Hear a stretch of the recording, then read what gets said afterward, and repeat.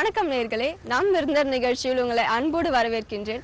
நாம் தமிழ் மொழியை வளர்த்தவர்கள் பல பேர். அதிலும் பத்திரிகையிலும் எழுத்திலும் சிறந்து விளங்குவது மிகவும் கடினம். அதிலும் அச்சாணியாய் விளங்குவது மிக கடினம். அதிலும் சிறுகதை, கவிதை, புதினம் என தம் கற்பனைகளை தமிழுக்கு படைப்புகளாக தந்த திரு நேசமுடன் ரா வெங்கடேசன் அவர்களை இன்று நம் விருந்தர் நிகழ்ச்சியில் சந்திக்க இருக்கின்றோம். வணக்கம் சார். வணக்கம். எழுத்துத்துறையில் உங்களுக்கு எப்படி சார் இவ்வளோ ஆர்வம் வந்துச்சு? ரொம்ப அடிப்படையில் நான் வீட்டில் வாசிப்பு தான் எனக்கு முதல் பழக்கம். எங்கள் அப்பா வீட்டில் நிறைய பத்திரிகைகள் புத்தகங்கள் வாங்கி போடக்கூடிய ஒரு குடும்பம்.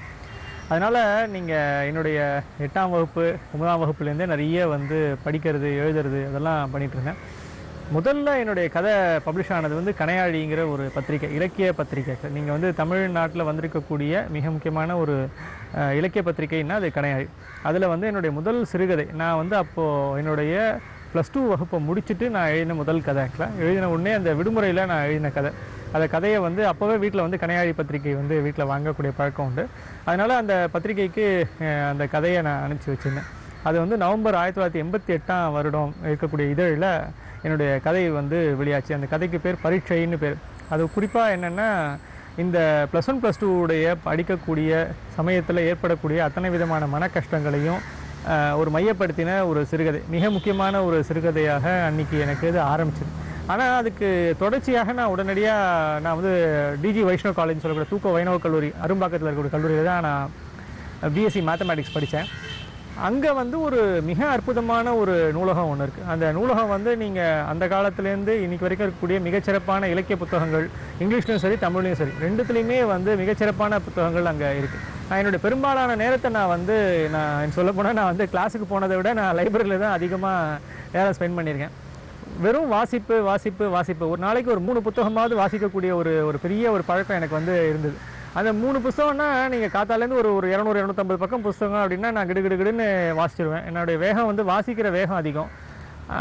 நிறைய வாசிக்க ஆரம்பித்தேன். நிறைய அதே சமயத்தில் வாசிக்க வாசிக்க வாசிக்க உங்களுக்கு பல்வேறு விதமான வாசிப்பில் இருக்கக்கூடிய பல்வேறு நிலைகள் நமக்கு எடுத்து கொடுத்துச்சு. உதாரணமாக அப்போது ஒரு பெரிய பயிற்சியாகவே இதை நான் செஞ்சுருக்கேன். ஒரு முக்கியமாக ஒரு அசோகமித்திரன் எடுத்துக்கோங்க, இல்லை ஜெயகாந்தன் எடுத்துக்கோங்க. ஏதோ ஒரு முக்கிய எழுத்தாளர் இருக்கும் அப்படின்னா ஒரு எழுத்தாளன் ஆகணுன்ற ஆசை வந்துருச்சு. ஏன்னா ஏற்கனவே எழுத ஆரம்பிச்சிட்டேன், 1-2 கதைகள் வர ஆரம்பிச்சிருச்சு. முதல்ல என்ன பண்ணுவேன், ஒரு கதையை எடுத்து படித்து அதனுடைய உள்ளடக்கத்துக்காக எப்படி இந்த கதையை சொல்லியிருக்காங்க அப்படிங்கிறதுக்காக ஒரு தரம் படிப்பேன். அதுக்கப்புறம் அதில் என்ன விதமான எழுத்து நடை பயன்படுத்தப்பட்டிருக்கு அப்படிங்கிறதுக்கான ஒரு தரம் தனியாக உட்காந்து படிப்பேன். அதுக்கப்புறம் திருப்பி அதில் உத்தி, அதாவது ஃபார்மு, கண்டென்ட்டு, அதனுடைய சொல்கிறக்கூடிய முறைகள், இதெல்லாம் இலக்கியத்தில் ஒரு மிக முக்கியமான பகுதிகள். அப்போது என்ன விதமான உத்தியை இதில் பயன்படுத்தியிருக்காங்க அப்படின்னு படிக்க ஆரம்பிப்பேன். அப்போது ஒரே கதையை குறைஞ்சபட்சம் 3-4 முறை 5 முறை மீண்டும் மீண்டும் மீண்டும் வாசிக்கும்போது உங்களுக்கு இந்த சிறுகதையினுடைய ஒரு அடிப்படை சுவாரஸ்யம், அதை எப்படி கையாளணும், ஒரு கதையை எப்படி கையாளணும், அதில் சொல்லப்படக்கூடிய முறை என்ன, பயன்படுத்தக்கூடிய மொழி என்ன அப்படின்னு ஒரு பயிற்சி ஒன்று மனசுக்கு வந்துருச்சு. அப்போ தான் இன்னொரு அம்சத்தையும் நான் புரிஞ்சிட்டேன். நான் ட்ரெடிஷ்னலாக நான் தமிழ் பள்ளியில் படித்தவன் இல்லை. நான் ஆங்கிலோ இந்திய பள்ளியில் படித்தேன். இங்கே பிஷப் காரி ஆங்கிலோ இந்திய பள்ளின்னு பிராட்வேயில் இருக்குது, அங்கே தான் படித்தேன். ஸோ அதனால் என்னுடைய அடிப்படை மொழி ஆங்கிலத்துலேருந்து தான் நான் நிறைய பயிற்சி உண்டு. அப்போ என்னுடைய மொழி வளத்தை நான் அதிகப்படுத்தணும் அப்படின்னும் போது நான் இதற்கான ஒரு அடுத்த கட்ட ஒரு முயற்சியில் இறங்கினேன். முக்கியமான முயற்சி என்னென்னா,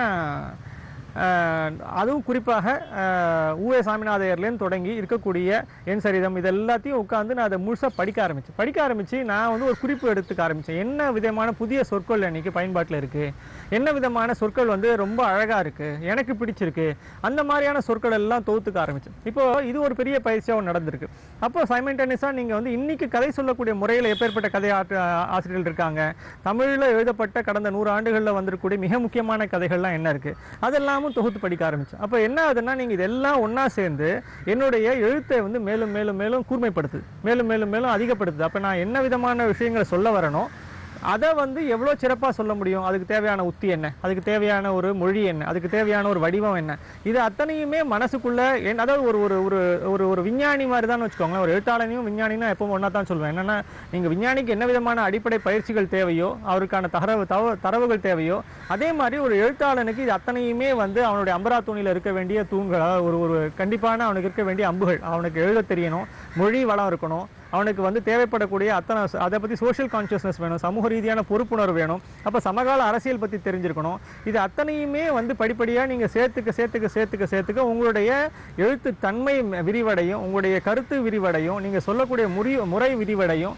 அப்போ இயல்பாகவே நீங்கள் வந்து இந்த வடிவத்துக்குள்ளே வர வர வர உங்களுடைய எழுத்து இன்னும் மேம்படும். அப்போ உங்களுடைய கதைகளில் வந்து ரொம்ப ஒரு புதுமை ஒன்று வந்து சேரும். இப்படித்தான் நான் என்னை வந்து ஒரு எழுத்தாளனாக முழுசாக நான் வளர்த்துக்கிட்டேன். சார், ஒரு எழுத்தாளருக்கு முதல் புத்தகம் என்பது ஒரு பெரிய கனவு. உங்களுடைய கனவு எப்படி சார் இருந்துச்சு? முதல் புத்தகங்கிறது எனக்கும் ஒரு பெரிய கனவு தான். ஆக்சுவலாக அந்த கனவு வந்து நீங்கள் கிட்டத்தட்ட எழுத ஆரம்பித்து நான் கதைகள்லாம் தொகுக்க ஆரம்பித்த பிற்பாடு நான் வந்து ஒரு 10 எண்ணிக்கை வந்த பிற்பாடு புத்தகமாக போடணும்னு நினச்சேன். அது 15 எண்ணிக்கை வரைக்கும் அதை காத்திருந்து அதுக்கப்புறம் அதுக்கான என்ன தலைப்பு வைக்கிறது, என்ன விதமான ஒரு அட்டையை வந்து அதுக்கு வடிவமைக்கிறது, இதெல்லாம் ஒரு பக்கம் சிந்தனை. அதை விட மிக முக்கியமான ஒரு சிந்தனை என்னென்னா, நான் என்ன வழியில் வந்திருக்கேன், இந்த மாதிரியான ஒரு புத்தகம் போடுறதுக்கான ஒரு தகுதி எனக்கு இருக்கா அப்படிங்கிற கேள்வி வந்து எனக்குள்ள ஒரு பெரிய அளவில் பாதிப்பை ஏற்படுத்திட்டே இருந்தது. ஏன்னா நீங்கள் எழுத வந்தாச்சு, படிக்க தெரியும், எழுத தெரியும், என்னென்னு எனக்கு எல்லாமே புரியும். ஆனால் என்னென்னா இது வந்து உண்மையிலே எனக்கு முன்னாடி ஒரு பெரிய ஒரு பாரம்பரியம் இருக்குதா நான் கருதுறேன். இப்போ நான் வந்து குறிப்பாக பார்த்தீங்கன்னா நான் இந்த பாரம்பரியத்தை தான் முக்கியமாக சொல்வேன். நான் வந்து ஒரு இளைஞர்களை, அதுவும் நகரமயமான இளைஞர்களை மையப்படுத்தின ஒரு எழுத்தாளன் அப்படிங்கிற அர்பன் யூத் அப்படின்னு சொல்லக்கூடிய நகரமயமான இளைஞன் தான் என்னுடைய கதாபாத்திரங்களில் பெரும்பாலும் இருக்கக்கூடியவங்க. இதுக்கு ஒரு பெரிய பாரம்பரியம் இருக்குது. இது பார்த்தீங்கன்னா நீங்கள் குறிப்பாக சொல்லணும் அப்படின்னு சொன்னால் அசோகமித்ரன், இந்திரா பார்த்தசாரதி, ஆதவன் சுந்தரம், இவங்கெல்லாம் வந்து தில்லியில் வாழ்ந்த மிக முக்கியமான இளைஞர்களை சொன்னாங்க. அதே போல் நகரத்தில் வாழக்கூடிய இளைஞர்களை சொன்னாங்க, அவங்களுடைய மனச்சிக்கலை சொன்னாங்க, அவங்க எப்பேற்பட்ட ஒரு விதமான பாதிப்புகளை அடைகிறாங்க அப்படிங்கிற பற்றிய கதைகளில் சொன்னாங்க. அப்போ என்னுடைய கதைகளுடைய ஆரம்ப புள்ளிகளாக இவங்களை தான் நான் வந்து எடுத்துக்கிறேன். அப்போ இந்த ஒரு ட்ரெடிஷனில் தான் நான் வரேன். அப்படின்னும் போது எனக்கு என்னுடைய கதைகளுக்கான ஒரு முகம் ஒன்று கிடைச்சிது. அப்போ நான் யாரை சொல்கிறேன் அப்படின்னா, இந்த மாதிரியான நகரமயமான இளைஞர்கள் தான் நான் பையப்படுத்துகிறேன் அப்படின்னும் போது அப்போ அதை ஒட்டின ஒரு கதையாக என்னுடைய கதைகள் அமைந்தன. அப்போ அதை ஒட்டின ஒரு தலைப்பு எனக்கு வேணும் அப்படிங்கிறது தான் நான் யோசிச்சுட்டே வந்தேன். அப்போ தான் பார்த்தீங்கன்னா என்னுடைய கதையில் ஒரு தலைப்பே வந்து பெருங்கூட்டத்தில் ஒருவன் அப்படின்ற ஒரு தலைப்பு வந்து எனக்கு மிக பொருத்தமாக அமைஞ்சுது. அதாவது நகரத்தில் வாழக்கூடிய பல லட்சம் இளைஞர்கள் மத்தியில் நானும் ஒருவனாக இருக்கிறேன் அப்படிங்கிறது என்ன அப்படின்னு கேட்டிங்கன்னா, முகமற்று போகக்கூடியவர்கள், முகமற்று வாழக்கூடிய ஒரு சமூகத்தில் நாம் வந்து ஒரு தனித்து நிற்க முடியுமா, தனித்து வாழ முடியுமா, தனித்து தன்னை வந்து நிரூபிக்க முடியுமான்னு இருக்கக்கூடிய இளைஞர்களை மையப்படுத்தின ஒரு தலைப்பாக அந்த தலைப்பு அமைஞ்சது. அந்த தலைப்பு அமைஞ்ச பிற்பாடே என்னுடைய சிறுகதை தொகுதிக்கான ஒரு முழுசான ஒரு வடிவம் எனக்கு கிடைச்சதா எனக்கு புரிஞ்சுது. அன்னிலேருந்து பார்த்தீங்கன்னா அதுக்கு பெருங்கூட்டத்தில் ஒருவன் தான் என்னுடைய முதல் சிறுகதை தொகுதி. அந்த தொகுதியில் நான் இது மாதிரி ஒரு 15 கதைகள், குறிப்பாக இளைஞர்களை மையப்படுத்தின கதைகள், பின்னாடி வந்தின கரைந்தவர்கள்ங்கிற ஒரு சிறுகதை தொகுதியும் சரி, பின்னாடி வந்த முதல் மழை அப்படிங்கிற சிறுகதை தொகுதியும் சரி, எல்லாத்துலேயுமே இந்த இளைஞர்களை மையப்படுத்தின இளைஞர்களுடைய மன கஷ்டங்களையும் அவர்களுடைய நகர வாழ்க்கையிலையும், குறிப்பாக நான் நகரத்தில் வாழ்ந்தவன் அப்படின்னாலும் என்னுடைய பெரும்பாலான பாத்திரங்கள் வந்து நகரத்தை சார்ந்து இருக்கக்கூடிய பாத்திரங்களாக தான் இருக்கும். அப்போ அந்த நகரத்தை சார்ந்து இருக்கக்கூடிய பாத்திரங்களில் இருக்கக்கூடிய பல்வேறு சிரமங்களையும் அவங்க சந்திக்கக்கூடிய மன ரீதியான பிரச்சனைகளையும் மட்டுமே நான் பெரும்பாலும் கதைகளை சொல்ல ஆரம்பிக்கும் போது அதை ஒட்டின ஒரு ட்ரெடிஷனில் தான் என்னுடைய சிறுகதைகளும் உருவாச்சு. அதுக்கேற்பத்தான் என்னுடைய தலைப்புகளையும் நான் தேர்ந்தெடுத்து அப்படி தான் வச்சிருக்கேன் நான். சார், ஒரு எழுத்தாளர் ஒரு நாவலை எழுதும் பொழுதுதான் முழுமை அடைகிறார் என்ற கருத்து பரவலாக இருந்து வருகிறது. உங்களுடைய முதல் நாவல் எப்படி சார் இருந்துச்சு? எனக்கும் அந்த நாவலுக்கான ஒரு பெரிய அளவில் ஒரு முயற்சி வந்து அப்படி தான் ஆரம்பிச்சுது. என்னுடைய முதல் நாவல் அப்படிங்கிறது இருவர் அப்படிங்கிற ஒரு நாவல். நான் வழக்கம் போல் ஏற்கனவே சொன்ன மாதிரி இளைஞர்களை மையப்படுத்தினா என்னுடைய கதைகளை நான் வந்து ஏற்கனவே எழுதிட்டு வந்திருக்கேன். நாவல் வந்து எனக்கு ஒரு மிகப்பெரிய அளவில் ஒரு பெரிய ஒரு வாய்ப்பை வந்து திறந்து கொடுத்து, அப்போ அதுவும் ஒரு சமூக ரீதியான ஒரு பொறுப்புணர்வோடு அமையணும், அதுவும் இளைஞர்களை மையப்படுத்தி தான் இருக்கணும் அப்படிங்கிறது தான் என்னுடைய எண்ணம். ஸோ அப்போ நான் எழுத ஆரம்பித்த போது நான் வந்து சிறுகதையெல்லாம் எழுதின பிற்பாடு 2001 வாக்கில் தான் நான் நாவலுக்கு எழுத வரேன். அப்போ எழுத வரும்போது அந்த நாவல் வந்து என் மனசில் திருப்பி என்னவா உருவாச்சுன்னா, குறிப்பாக நான் வந்து சமூக ரீதியான யதார்த்தத்தையும் குறிப்பாக கரண்ட் அஃபேர்ஸை தான் என்னுடைய ஒரு பெரிய முக்கியமான ஒரு விஷயமா நான் பார்த்துருக்கேன். அப்படி இருக்கும்போது நான் குறிப்பாக 1990s 1990களில் நடந்த மிக முக்கியமான சம்பவங்களை மையப்படுத்தி என்னுடைய நாவல் வந்து அமையணும். அந்த 90s பார்த்தீங்கன்னா உலக ரீதியாக பல மாற்றங்கள் ஏற்பட்டிருக்கு. குறிப்பாக நீங்கள் திறந்த பொருளாதாரம் இது ஏற்பட்டிருக்கு, வேலை வாய்ப்புகள் வேறு விதமான உருவாயிருக்கு, பல்வேறு விதமான ஒரு புதிய ஒரு மாற்றங்கள், சமூக ரீதியான மாற்றங்கள், இளைஞர் மத்தியில் மாற்றங்கள், இதெல்லாம் ஏற்பட்டிருக்கு. அப்படின்னும் போது இந்த மாற்றங்களை மையப்படுத்தின மாதிரியான நாவல் அமையணும் அப்படின்னு தான் மனசில் வச்சு, அப்போ என்ன நினச்சேன்னா, ஒரு 2 பாத்திரங்கள், அதுதான் இருவர். அந்த 2 பாத்திரங்கள், ஒருத்தர் வந்து பத்திரிகையாளனாக இருந்து சினிமாவுக்கு போகணும்னு ஆசைப்படக்கூடியவர், இன்னொருத்தர் வந்து ஒரு பேங்க்ல வேலை பண்ணிட்டு நீங்கள் வந்து பத்திரிகையாளனாக ஆகணும்னு ஆசைப்படக்கூடிய இந்த இருவருடைய பார்வையில் 1990களில் நடந்த மிக முக்கியமான மாற்றங்கள், அது வந்து ஆண் பெண் உறவுகளில் இருக்கக்கூடிய மாற்றங்கள், சமூகத்தில் ஏற்பட்ட மாற்றங்கள், அரசியல் ரீதியான மாற்றங்கள், இது அத்தனையுமே நான் வந்து படிப்படியாக அந்த நாவலில் வந்து சொல்லிட்டே போனேன். அதுவும் குறிப்பாக அன்றைய காலகட்டத்து இளைஞர்களுடைய மனசில் என்ன விதமான ஆசைகள் இருக்கும், எதிர்பார்ப்புகள் இருக்கும், வருத்தங்கள் இருக்கும், வேதனைகள் இருக்கும், இதை மையப்படுத்தினதாகவே அந்த நாவல் வந்து அமைஞ்சது. அப்போ அந்த நாவல் பார்த்தீங்கன்னா ஒரு 250 பக்கத்திட்ட வந்த நாவல். ஆனால் வந்து ரொம்ப விரிவாக எழுதப்பட்ட, குறிப்பாக 1990s வந்து ரெப்ரசென்ட் பண்ணக்கூடிய ஒரு நாவலாக அது நான் உருவாக்கினேன். அந்த நாவல் வந்து எனக்கு மிகப்பெரிய அளவில் வரவேற்பை வந்து பெற்று தந்தது. என்னன்னா, நீங்கள் சமகாலத்தில் எழுதும்போது ஒரு விமர்சன பார்வையோடும் இருக்கணும், அதே சமயத்தில் ஒரு முழுமையும் அதில் இருக்கணும் அப்படின்னும்போது அந்த விதமான முழுமையோடும் சமூக பார்வையோடும் அந்த காலகட்டத்தை வந்து பதிவு பண்ணக்கூடிய ஒரு நாவலாக அது அமைஞ்சது. அதுக்கு வந்து நிறைய ஒரு பாராட்டுகளும் விருதுகளும் ஒரு கவனிப்பும் உண்மையிலேயே அந்த நாவல் எனக்கு பெற்றுத்தந்து. எனக்கு அது கிடைச்ச ஒரு ஸ்பேஸ் வந்து ஒரு பெரிய, அதாவது நீங்கள் சிறுகதையில் கிடைக்கக்கூடிய ஸ்பேஸை விட ஒரு நாவலில் கிடைக்கக்கூடிய ஸ்பேஸ் என்பது ஒரு மிகப்பெரிய ஸ்பேஸ். அப்போது நிறைய செய்திகளை வந்து எனக்கு விருப்பப்பட்ட பாணியில் எழுதுறதுக்கும் சொல்கிறதுக்கும் அந்த காலகட்டத்தினுடைய பல்வேறு பதிவுகளை வந்து கொண்டு வந்து சேர்க்கறதுக்குமான ஒரு இடம் கிடைச்சிது. அப்போது என்னாச்சு, அந்த விரிந்த ஒரு ஸ்பேஸ் கிடைக்கும் போது நீங்கள் சொன்ன மாதிரி ஒரு முழுமையான ஒரு கலைஞனாக, அது முழுமையான ஒரு எழுத்தாளனாக என்னை வந்து காண்பித்துக் கொள்வதற்கு, வெளிப்படுத்துவதற்கு, என்னுடைய சமூக பார்வையை வெளிப்படுத்துவதற்கு, என்னுடைய அக்கறைகளை முழுமையாக தெரிவிப்பதற்கு வந்து அந்த காலகட்டத்தை முழுமையாக ஒரு ஒரு ஒரு 250 பக்கம் நாவலில் வந்து கொண்டு வந்து சேர்ப்பதற்கான ஒரு மிகப்பெரிய வாய்ப்பாக, ஒரு மிகப்பெரிய ஒரு சுதந்திரமாக எனக்கு அந்த நாவல் வந்து அமைஞ்சதுன்னு தான் நான் சொல்லுவேன். சார், உங்கள் சிறுகதைகளாலும் சரி, நாவலானாலும் சரி, இளைஞர்களை வந்து மையப்படுத்தியே வருது, அது ஏன் சார்? மிக முக்கியமான ஒரு காரணம் வந்து நீங்கள் ஆச்சரியப்படுவீங்க. நீங்கள் இங்கே இருக்கக்கூடிய யாரை வேணால் கேட்டு பாருங்கள், அவங்க மனசில் கடைசியாக அவங்க மனசில் பதிஞ்சிருக்க சித்திரம்ன்றது அவங்களுடைய 16 வயசில் அவங்க மூஞ்சை பார்த்துருப்பாங்க கண்ணாடியில். அந்த 16 வயசு முகம்தான் அவங்க மனசில் 60 வயசு ஆனாலும் தங்கியிருக்கும், 75 வயசு ஆனாலும் தங்கியிருக்கும். அவங்க பார்க்க விரும்பக்கூடியது அந்த இளமையான அந்த மனிதரை மட்டும்தான். அவங்க அந்த இளமை அப்படிங்கிறது அந்த அளவுக்கு ஆழமாக மனசில் பதிஞ்ச ஒரு ஒரு காட்சி. அந்த இளமையில் தான் பல்வேறு விஷயங்கள் நடக்கும். ஒரு வாழ்க்கையை பற்றிய முடிவெடுக்கக்கூடிய ஒரு காலகட்டம், தங்களுடைய வாழ்க்கை போக்கு என்னவா முடிவெடுக்க போகிறோம். உதாரணமாக நீங்கள் என்ன வேலை செய்யணும், என்ன படிக்கணும், என்ன விதமான முன்னேற்றங்கள் நமக்கு வேணும், என்ன விதமான மனிதராக நாம் உருவாகணும், என்ன விதமான ஒரு எதிர்காலத்துக்கு நாம் வந்து செய்ய போகிறோம் அல்லது சமூகத்துக்கு செய்ய போகிறோம், நம்முடைய என்ன ஃபியூச்சரில் நமக்கு பண்ண போகிறோம் அப்படிங்கிறத பற்றி எல்லா விதமான முடிவுகளையும் அந்த காலகட்டத்தில் தான் நம்ம எடுக்கிறோம். ஒன்று. ரெண்டாவது விஷயம், அந்த அளவுக்கு போதுமான அளவு நம்மகிட்ட அதுக்கான ப்ரிப்பரேஷன் வேறு இருக்காது. ஆனால் துணிச்சல் மட்டும்தான் இருக்கும். வாழ்க்கையை நேரடியாக சந்திக்கணும், ஆனால் அதுக்கு போதிய அளவு நமக்கு தயாரிப்பு இருக்கான்னா தயாரிப்பும் இருக்காது. ஆனால் அந்த விதமான ஒரு ஒரு என்ன சொல்ல, சரியாக சொன்னோன்னா 2 கட்டா நிலம்னு சொல்லலாம். அதே சமயத்தில் ஒரு முடிவு எடுக்கிறதுக்கு ஒரு துணிச்சல் இருக்கக்கூடிய வயதுன்னு அதுதான். அப்பேற்பட்ட வாழ்க்கையில் அந்த மாதிரியான ஒரு துணிச்சலான ஒரு இடத்துல தான் நம்ம வந்து நிறைய விஷயங்களை வந்து செய்யறோம். அந்த குறிப்பிட்ட உடல் ரீதியாக நமக்கு ஒரு மிகப்பெரிய ஒரு பலம் இருக்கும், மன ரீதியாக ஒரு தைரியம் இருக்கும், வாழ்க்கையை சந்திக்கிறதுக்கு ஒரு துணிவு இருக்கும். இதே சமயத்தில் இந்த சமூகத்தோட நம்ம பார்க்கக்கூடிய பார்வைகளும் நம்முடைய சிந்தனைகளும் ரொம்ப கூர்மைப்பட்டு எல்லா விஷயத்திலையும் சரியாக முடிவெடுக்கணுன்ற ஒரு ஆசையும் உத்வேகமும் இருக்கும்.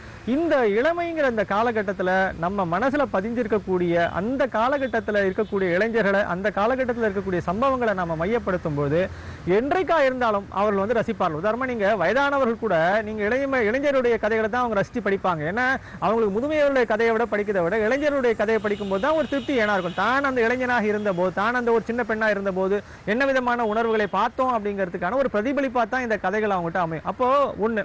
ரெண்டாவது மிக முக்கியமான சம்பவம் வந்து என்னென்னா, அந்த காலகட்டத்தில் நீங்கள் ஒரு குழப்பமான மனநிலை இருக்கும். அந்த குழப்பமான மனநிலையிலேருந்து அவர்கள் வந்து தெளிவு பெற்று தான் அவர்கள் வந்து அடுத்த கட்டத்துக்கு ஒரு மிடில் ஏஜ்னு சொல்லக்கூடிய ஏஜுக்கு வருவாங்க. அப்போ அந்த காலகட்டத்தில் வந்து நடக்கக்கூடிய அத்தனை விஷயமே புதுமையாக இருக்கும், எல்லாமே ஒரு ஃப்ரெஷ்ஷாக இருக்கும். அப்போ அதை வந்து மையப்படுத்தி எழுத எழுத எழுத எவ்வளவு இளைஞர்கள் இன்றைக்கு உங்களை மாதிரி இளைஞர்கள் இன்னைக்கு நீங்கள் இதை பார்க்கும்போது உங்களுடைய பார்வை இன்னைக்கு வேறையாக இருக்கும். அப்போ என்னுடைய வயசில் அந்த மாதிரியான ஒரு பார்வை வேறையாக இருந்தது. அப்படின்னும் போது ஒவ்வொரு காலகட்டத்திலையும் இப்போ இன்றைக்கு உங்களை நான் கூட பேசி பழகிறேன் அப்படின்னா உங்ககிட்ட இருக்கக்கூடிய இன்றைய காலகட்டத்து பார்வை என்ன அப்படின்னு அதை புரிஞ்சுப்பேன். நான் ஒவ்வொருத்தரையும் புரிஞ்சுட்டு அந்த இளமையினுடைய அந்த இளைஞருடைய பார்வையிலேருந்து அந்த கதைகளை வடிவமைக்கும் போது உங்களுடைய செட் ஆஃப் ப்ராப்ளம்ஸ் வேறையா இருக்கும். இப்போ என்னுடைய வளர்ந்து வந்த காலத்தில் ஒரு செட் ஆஃப் ப்ராப்ளம்ஸ் இருந்திருக்கும். அப்போ இது அத்தனையுமே ஒவ்வொரு காலகட்டத்திலும் நிரந்தரமாக இந்த விதமான மனப்பிரச்சனைகளும் சரி பிரச்சனைகளும் சமூக பிரச்சனைகளும் இருந்து கொண்டே இருக்கும். அதை மையப்படுத்தி எழுத எழுத எழுத உங்களுக்கு எவ்வளோ விரிவான அம்சங்கள் அதில் இருக்கு. மிக முக்கியமாக அவங்களுக்கு பற்றி இருக்கக்கூடிய டெசிஷன் மேக்கிங் பற்றி சொல்ல முடியும், அவங்க லைஃப்பை பற்றி சொல்ல முடியும். இதுதான் வந்து ஒரு மிகப்பெரிய களமாக நான் நினைக்கிறேன். ஒன்று. ரெண்டாவது இன்னொரு பெரிய விஷயம் என்னன்னா, நீங்க அதிகமாக இளைஞர்களை பற்றி நேர்மையான பதிவுகள் தமிழ் இலக்கியத்துல வந்து ரொம்ப குறைவு. அப்போ அதுவும் குறிப்பாக அர்பன் யூத்னு சொல்லக்கூடிய நகரவாயத்தில் வாழக்கூடிய இளைஞர்களை பற்றி இருக்கக்கூடிய பதிவுங்கிறது குறைவு. அப்போ நகரத்தில் வாழக்கூடிய இளைஞர்களை பற்றி ஒரு பதிவை முழுமையாக செய்ய வேணும்ன்ற நோக்கத்தினால தான் நான் வந்து மீண்டும் மீண்டும் மீண்டும் அந்த இளைஞர்கள் மேலே ஈர்த்தோடு அவங்கள பற்றியே நிறைய எழுதிட்டு இருக்கேன் நான். சார், நீங்க எழுத்தாளராகவும் இருந்திருக்கீங்க, பத்திரிகையாளராகவும் இருந்திருக்கீங்க, பதிப்பாளராகவும் இருந்திருக்கீங்க. உங்க பேர்களை நாங்க பார்த்திருக்கோம்.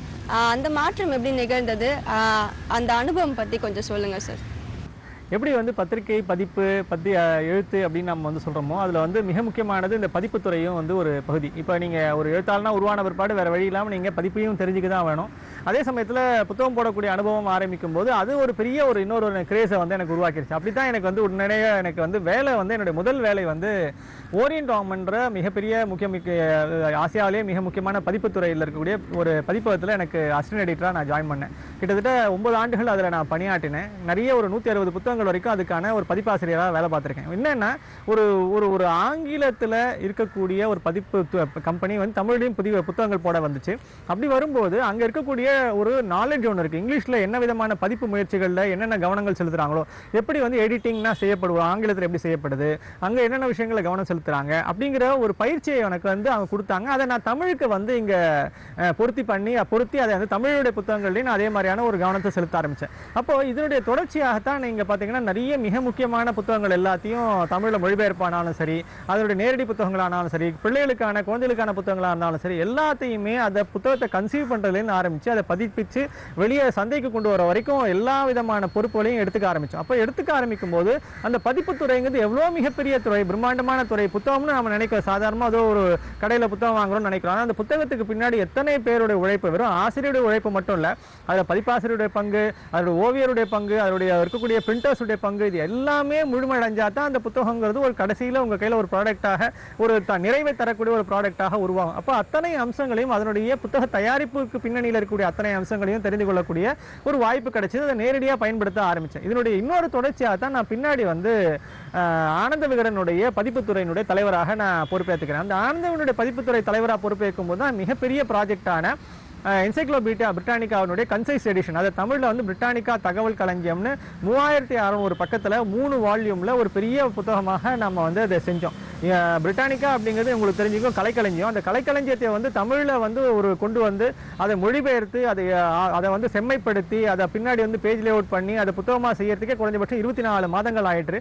அந்த முழுமையான பணியை சர்வதேச அளவில் பல்வேறு நாடுகளில் இருக்கக்கூடிய நண்பர்கள், ஆசிரியர்களோட ஒத்துழைப்போட அந்த புத்தகத்தை கொண்டு வரோம்.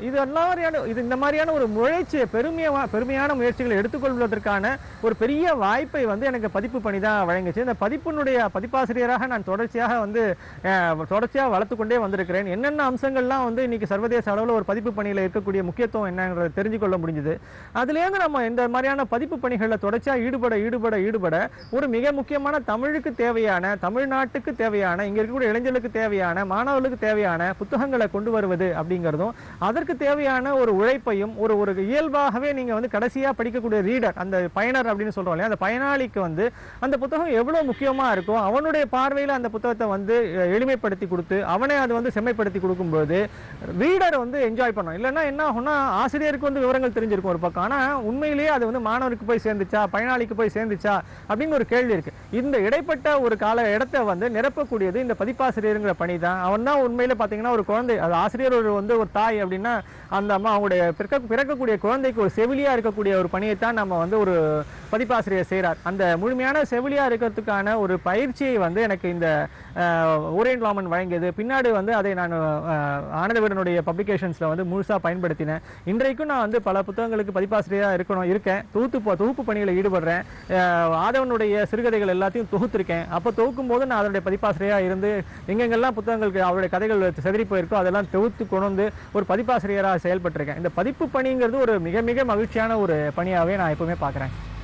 சார், இப்போ இருக்கிற இளைஞர்கள் வந்து எடுத்துக்கிட்டாலும் எனக்கு டைம் இல்லை அப்படின்றாங்க. நீங்கள் இவ்வளோ பணிகளை செஞ்சு உங்களுக்கு எப்படி சார் டைம் மேனேஜ்மெண்ட் எப்படி சார் நீங்கள் கீப் அப் பண்ணி? எனக்கு இன்னும் நிறைய நேரம் இருக்குது. இன்ஃபேக்ட் நான் இன்னும் நேரத்தை நான் எக்கச்சக்கமாக கொள்றேங்கிற ஒரு கவலையே எனக்கு ரொம்ப ஜாஸ்தியாக இருக்குது. ஆக்சுவலாக என்னென்னா, என்ன சாதிக்கணுங்கிற ஒரு ஒரு மனசுல தெளிவு ஏற்பட்டு போச்சுன்னா நீங்க அதை நோக்கிய உங்க பயணத்துல எவ்வளோ நேரத்தை வேணா செலவு பண்ணிட்டே இருப்பீங்க, எவ்வளோ நேரத்தை வேணா நீங்க அதை ஈடுபடுத்துறீங்க. அது வந்து செலவா நினைக்காம அது ஒரு முதலீடா நினைக்க ஆரம்பிக்கும் போது உங்களுக்கு எவ்வளோ நேரம் வேணாலும் உங்களுக்கு அது மேல கொண்டுட்டே இருப்பீங்க. இப்ப நான் வந்து ஒரு எழுத்தாளனா உருவாகணும்னு நினைக்கிறேன், நான் ஒரு பத்திரிகையாளனா உருவாகணும்னு நினைக்கிறேன். இப்போ நான் அதே மாதிரி இப்போ நீங்க இதையே யோசிச்சு பாருங்க, ஒரு விஞ்ஞானியா உருவாகணும்னு நினைக்கக்கூடியவங்க, வேற ஏதோ ஒரு முக்கியமான ஒரு துறையில ஒரு பெரிய அளவில் நம்ம வந்து கவனம் பெறணும்னு நினைக்கக்கூடியவங்க 16 மணி நேரம் 20 மணி நேரம் கூட தொடர்ச்சியா அதுல வந்து ஈடுபட்டு தங்களை வந்து நிரூபிச்சுக்கணும்னு சொல்றதுக்காக அத்தனவுக்கு உழைக்கிறாங்க.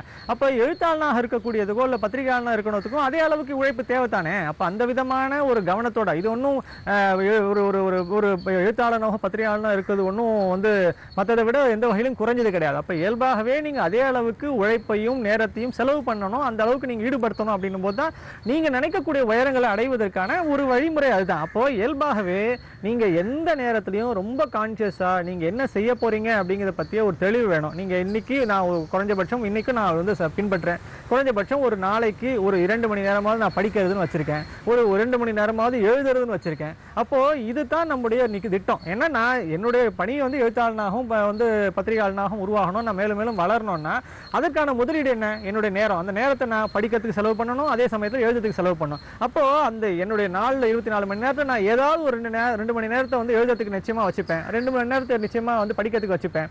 அப்போ இதுதான் இதை வந்து நான் வந்து இதை தவிர வேற ஏதோ ஒன்று பண்ணிடலாம், இதை தவிர வேற ஏதோ ஒரு டெலிவிஷனை பார்க்கலாம், இதை வேற ஏதோ ஒரு இடத்துக்கு போகலாம் அப்படிங்கிறது கிடையாது. அப்போ இது வந்து என்னுடைய தொடர்ச்சியான முதலீடு. அப்போ வாழ்க்கையில் அப்படித்தான் இருக்க முடியும். நீங்க அடையணும்னு நினைக்கக்கூடிய இலக்க மனசுல வச்சுக்கிட்டீங்கன்னா அதற்கான உழைப்பை கண்டினியூஸா போட்டுட்டே இருக்கணும். அப்போ அதுக்கு ஏற்ற மாதிரி நீங்க நாளை வந்து வேற வேற விதமா நீங்க பிரிச்சுக்கணும். உங்களுடைய வழக்கமான அலுவலக வேலை இருக்கும், குடும்பத்தை பார்த்துக்க வேண்டியது இருக்கும், பெற்றோரை பார்த்துக்க வேண்டியதா இருக்கும். இது அத்தனைக்குமான ஒரு நேரத்தை நீங்க வந்து எவ்வளவு அழகா திறமையா நீங்க வந்து அலோகேட் பண்றீங்க அப்படிங்கிறதும், அதே சமயத்துல நீங்க போக்கஸ்டா இருந்து நீங்க காரியத்தை சாதிக்க ஆரம்பிக்கும் போது கண்டிப்பா இதுக்கான ரிசல்ட் தெரிய ஆரம்பிக்கும். நீங்க ஒண்ணும் இல்ல, ஒரு நாளைக்கு நீங்க 1 மணி நேரம் எழுதினீங்கன்னாவே குறைஞ்சபட்சம் 10 பக்கம் எழுத முடியும். ஒரு நாளைக்கு நீங்க வந்து 1 மணி நேரம் படிச்சீங்கன்னா குறைஞ்சபட்சம் 25 பக்கமாவது படிக்க முடியும். அப்ப நீங்க 25 பக்கம் படிக்கிறீங்கன்னா ஒரு நாள்ல ஒரு 200 பக்கம் புத்தகம்னா நீங்க வந்து 2 மணி நேரம் ஒரு நாள்னா நான் குறைஞ்சபட்சம் இன்னைக்கு இருக்கக்கூடிய என்னோட வாசிப்பு வேகத்துக்கு என்னால வந்து ஒரு வாரத்துல ஒரு புத்தகத்தை படிச்சிட முடியும். அப்போ இந்த மாதிரியான முக்கியமான நாம அதை முக்கியம்னு கருதணும். அந்த வேலையை வந்து தள்ளி போடக்கூடாது. அந்த புத்தகத்தை படிப்பது முக்கியம்னு நினைக்கணும், அந்த எழுதுறதுங்கிறது முக்கியம்னு நினைக்கணும். அப்ப அந்த ஃபோக்கஸ், அதுக்கேற்ற மாதிரியான டெடிகேஷன், அதுக்கேற்ற மாதிரியான ஒரு உடனே அந்த பிளான்ஸை வந்து நீங்கள் வடிவமைச்சுக்கணும். இப்போ இதை வந்து நான் உடனே இன்றைக்கே பார்த்த உடனே இப்போ இந்த பேட்டியை நான் வந்து உடனே இந்த 1/2 மணி நேரத்தில் கொடுத்து முடிச்சிருவேன் அப்படின்னு நான் நம்ப தயாராகல. ஏன்னா இதுக்கு முன்னாடி என் மனசில் குறைஞ்சபட்சம் ஒரு 2 நாள் தயாரிப்பு இருக்குது. நீங்கள் என்னென்ன விஷயங்கள்லாம் கேட்பாங்க அப்படின்னு நானே வந்து மனசுக்குள்ளே ஓட்டியிருக்கேன். அப்போ என்ன கேள்வி வேணாலும் வரும், அந்த கேள்விக்கு நீங்கள் என்ன வேணால் கேட்பீங்கன்னு எனக்கு தெரியும். அந்த கேட்கறதுக்கான தயாரிப்பு அப்படிங்கிறது எனக்கு ஒரு 2 நாளாவது இருக்குல்ல. அப்போ அந்த தயாரிப்பு நான் மனசில் வச்சுட்டே தான் வரேன். நீங்கள் என்ன விதமான கேள்விகளை கேட்டாலும் நான் சொல்கிறதுக்கான என்னோட தயாரிப்பு இருக்கு. அப்போ இந்த ஒரு 1/2 மணி நேரம் பேட்டிக்கான தயாரிப்புங்கிறது என் மனசுல ஓடிட்டே இருக்கு. இப்போ ஒவ்வொரு நிகழ்ச்சிக்கும் இது மாதிரியான தயாரிப்பு எனக்கு இருக்கு. அப்போ இந்த தயாரிப்புக்கான நேரம், நான் போய் பேசக்கூடிய இடத்துல இருக்கான நேரம், இது அத்தனையுமே வடிவமைச்சுக்கும் போது உங்களுக்கு நாள் வந்து பத்தவே பத்தல. இதை விட இன்னும் பெரிய நாளா இருக்கலாமா, 24 மணி நேரத்தை விட பெருசா இருக்கலாமேன்னு ஒரு ஆசை இருக்கு. அதே சமயத்தில் இந்த நாளை இன்னும் நான் சிறப்பாக எப்படி பயன்படுத்த முடியும் அப்படிங்கிறத பத்தி ஒரு தொலைநோக்கு மட்டும்தான் நமக்கு தேவை. சார், உங்களுடைய பொன்னான நேரத்தை எங்கள் கூட செலவிட்டதுக்கு ரொம்ப நன்றி சார். எங்களுக்கும் அது ரொம்ப யூஸ்ஃபுல்லாக இருந்துச்சு. டைம் மேனேஜ்மெண்ட் பற்றி ரொம்ப அழகாக சொன்னீங்க. எனக்குலாம் டைம் இல்லைன்னு போலும் இப்போ தான் தெரியுது நீங்கள் எவ்வளோ பண்ணியிருக்கீங்க, எப்படி இன்னுமே டைம் இருக்குது அப்படின்னு சொல்கிறீங்க. ரொம்ப நன்றி சார். இப்போது இதை பார்க்குற இளைஞர்களுக்கும் மனசில் ஒரு எழுச்சி வந்திருக்கும். பொதிகையின் சார்பாகவும் நேயர்கள் சார்பாகவும் நன்றி, வணக்கம் சார். வணக்கம்.